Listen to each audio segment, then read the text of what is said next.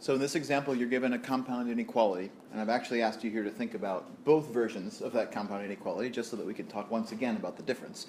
But the original problem asks us to solve the compound inequality given by 3w plus 5 is less than or equal to negative 1, or 4w plus 4 is less than 20.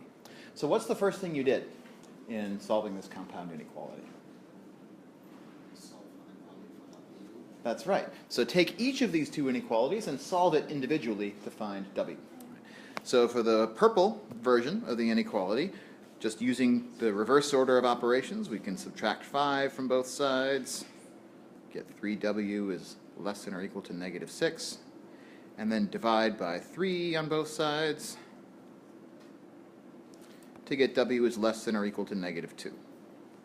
By the way, how come I didn't reverse this sign just now? I didn't divide by a negative number. I divided by positive 3. Right? So it didn't matter that the 6 was negative. I wasn't dividing by a negative. I was dividing into a negative, and that's okay. Right?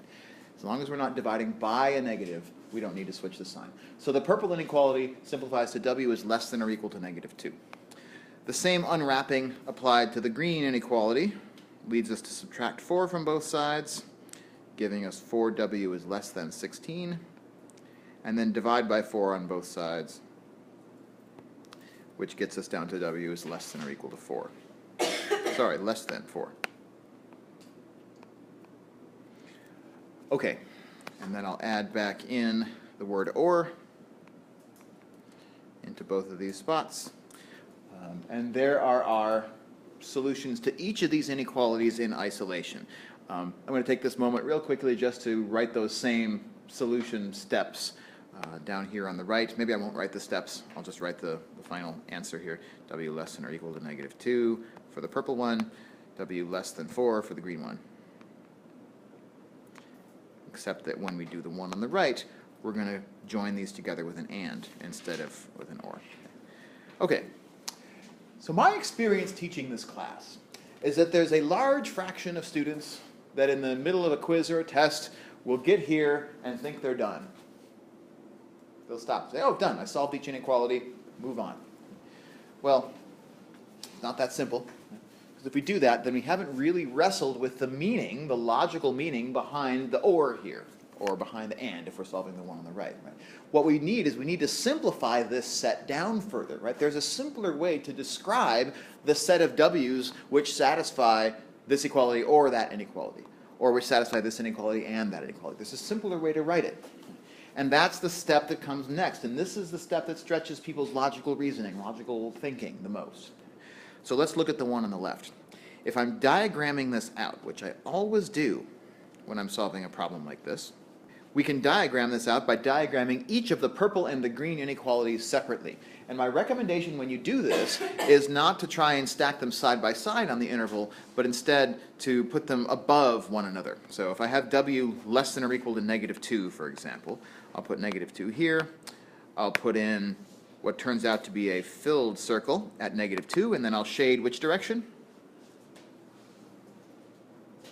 I'll shade to the left. Great. So there's a visualization of my purple set.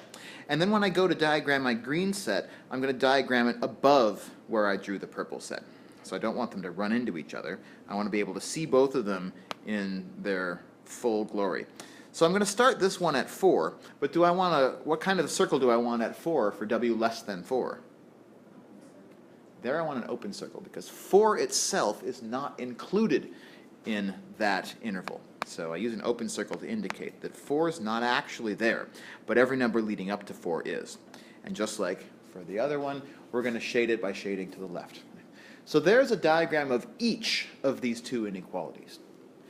But our job now is to combine the two together.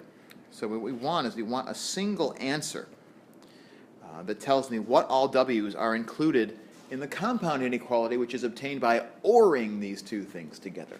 And remember, for an or, we're looking for those places which satisfy one or the other, or possibly both. So how would you combine these two intervals together for using an or?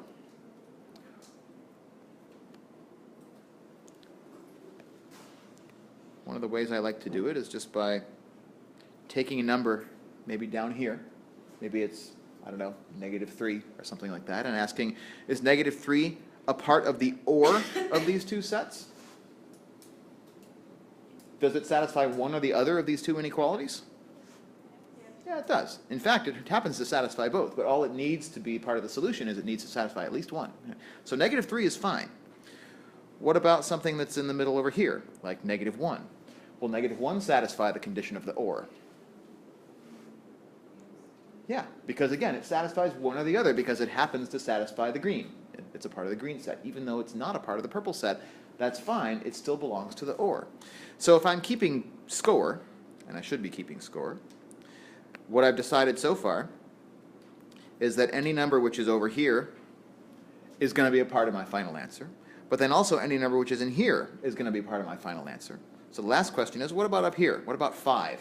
Does it belong to my solution or not? It doesn't. It doesn't satisfy one or the other. Another way to think about the OR is it includes everything. Maybe another, sorry, let me say that again. We can think about OR as only not including something if it doesn't belong to either interval. So only the blank spots are going to be excluded from an OR. Anything else is going to be part of our solution. What about 4 itself? What do you think? Does 4 itself belong to the OR of these two intervals? No. It doesn't belong to the purple one for sure, but it also doesn't belong to the green one because it's a strict inequality. It's an open circle. So I'm going to draw a little orange open circle here at 4. And then there is the diagram of my solution. It's going to not include 4, but it's going to include everything which is less than 4. So how would I write that in interval notation to finish up this part of the problem? We're going to go all the way up to 4. How far to the left do we go? Negative infinity. What symbol do I want with my negative infinity? Parentheses. What symbol do I want with my 4? Parentheses. Great. Why is it parentheses? Because it's not included. Exactly. The open circle on the 4, the strict inequality on the 4 from up here. Yeah, right. So there's my interval that solves this compound inequality. And you'll notice, in this example at least, that this interval happens to be the same as the interval that includes just this inequality. That doesn't always happen, but it happened in this case. So that's for the OR, and I just want to wrap up by recapping what would have happened in the AND case as well. So it's the same pair of inequalities in the original problem, which we simplified down into W is less than or equal to -2. So the filled in circle at -2, shaded to the left. Shade that to the left. The open circle at 4, also shaded to the left. But now when I'm doing the AND, what am I looking for? I'm looking for the overlaps. The AND, stuff which belongs to the AND, must satisfy both inequalities simultaneously. So if I play the game that we played before, and I pick a number that's over here, less than -2, like let's say -3, will this belong to my AND in my answer? Yes. It does, because it belongs to both of my two sets. So that's great. That means I'm going to shade in this piece of the real number line. What about up here? What about a number like 0? Does it belong to the AND? No, because even though it belongs to the green, it doesn't belong to the purple. And then for that same reason, a number like 5, also no. It doesn't belong to either one. So we've shaded less of our interval. And does -2 itself belong or not? Yes. It does, because it belongs to the purple set because of the less than or equal to, and it belongs to the green set. And therefore I can draw a filled in circle here. And what's my interval notation for this?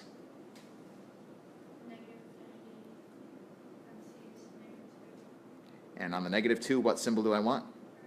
Bracket, because we're including the -2. Yes, great. Right. So this is how to navigate the world of compound inequalities. Treat each inequality separately. That gets us down to here. And it's what happens after that where you have to do the most thinking, the most logical reasoning, and you all did it great on this set of examples. So hang on to that, because it's going to serve you well as we finish out topic A at our next meeting.